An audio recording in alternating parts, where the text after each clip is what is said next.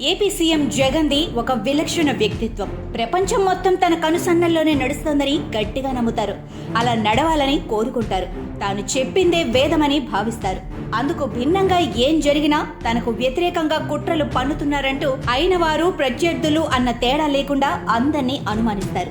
ఎవరిని నమ్మరు, ఎవరిపైన నమ్మకం లేదు. ఇప్పుడు ఏపీలో ఆయన చేస్తున్న పాలన కూడా అదే. 4.5 ఏళ్లుగా ఏపీలో జగన్ పాలన అధ్వాన్నంగా ఉంది.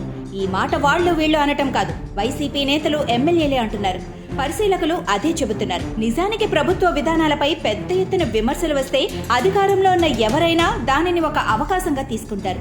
సమీక్షలు నిర్వహించి విధానాల మార్పుపై సమాలోచనలు చేస్తారు. కోల్పోయిన ప్రజా మద్దతును ఎలా కూడగట్టుకోవాలన్న దానిపై దృష్టి పెడతారు. వర్తమానాన్ని సమీక్షించుకొని భవిష్యత్ ప్రణాళికను రచించుకుంటారు.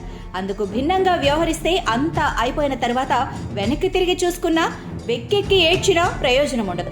కానీ జగన్ సరిగ్గా అదే చేస్తున్నారు. ఎందుకంటే జగన్ రూటే సెపరేట్ కదా. ఆయన అసలు తన విధానాల సమీక్ష అన్నదే సహించరు.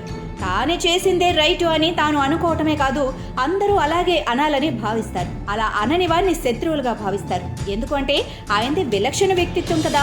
అందుకే తన విధానాలను వ్యతిరేకిస్తున్న వారిపై వేధింపులకు పాల్పడుతున్నారు. కక్ష సాధింపు చర్యలకు తెగబడుతున్నారు. ఈ విషయంలో ఆయనకు తన పరా భేదం కూడా లేదు. సహజంగా అధికారంలో ఉన్న పార్టీలకు, మరీ ముఖ్యంగా నేనే రాజు నేనే మంత్రి తరహాలో అధినాయకత్వం చెప్పు చేతల్లో నడిచే ప్రాంతీయ పార్టీలలో అధినేత తప్పులను ఎత్తి చూపే సాహసం ఎవరూ చేయరు. అందుకే ప్రాంతీయ పార్టీలలో అధినేత నిర్ణయాలను ప్రస్తుతించడానికి, ప్రశంసించడానికి పార్టీ నేతలు పోటీలు పడుతూ ఉంటారు. ఎంత ఎక్కువగా పొగిడితే అంత అధినేత అభిమానానికి పాత్రులవుతామన్న భావన వారిలో ఉంటుంది. జగన్ పార్టీలోనూ అందుకు భిన్నంగా ఏమీ ఉండదు. ఇంతకాలం అదే జరిగింది. అయితే అధినేతను పొగడటంతోనే సరిపెట్టకుండా ప్రత్యర్థులను ఎంత ఎక్కువగా విమర్శిస్తే అంతగా వీరతాడులు పడతాయన్న భావన కూడా వైసీపీలో ఉంది. అందుకే భాషా సంస్కారం కూడా లేకుండా, అది అసెంబ్లీ అయినా, బహిరంగ సభ అయినా, మీడియా సమావేశమైన అనుచిత వ్యాఖ్యలతో వైసీపీలోని కొందరు నేతలు, మంత్రులు చెలరేగిపోతూ ఉంటారు. ఇప్పటి వరకు వైసీపీలో జరిగిందదే, కొందరు ఇంకా చేస్తున్నది అదే. కానీ ఇక పుట్టే మునగటం ఖాయమన్న నిర్ణయానికి వచ్చిన తర్వాత వైసీపీ నేతలలో, ముఖ్యంగా ఎమ్మెల్యేలలో భయం పోయింది, మోమాటం వదిలిపోయింది. తిరుగుబాటుకు సైతం సై అనే పరిస్థితి వచ్చింది.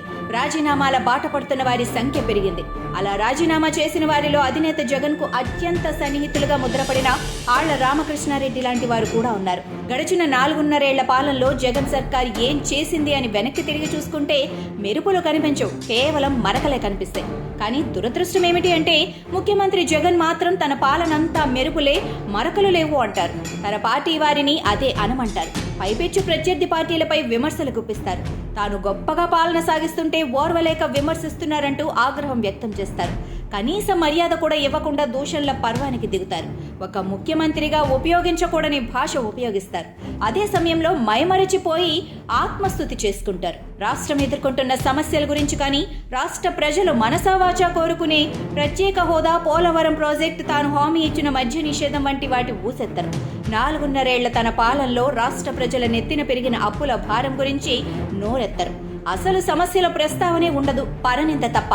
అయితే రాజధాని మొదలు మద్యం పాలసీ వరకు ఇచ్చిన మాట తప్పి మడమ తిప్పి 4.5 ఏళ్లలోనే రాష్ట్రాన్ని అప్పుల కుప్పగా చేసిన జగన్ పాలనకు ఒక్క ఛాన్స్ ఇచ్చి తప్పు చేశామని తలలు పట్టుకుంటున్న జనం, జగన్ రెడ్డి తమ తప్పులు తెలుసుకోకుండా, దిద్దుబాటు చర్యలు లేకుండా ఇంకొక ఛాన్స్ అంటే ఇక చాలు జగన్ అంటున్నారు.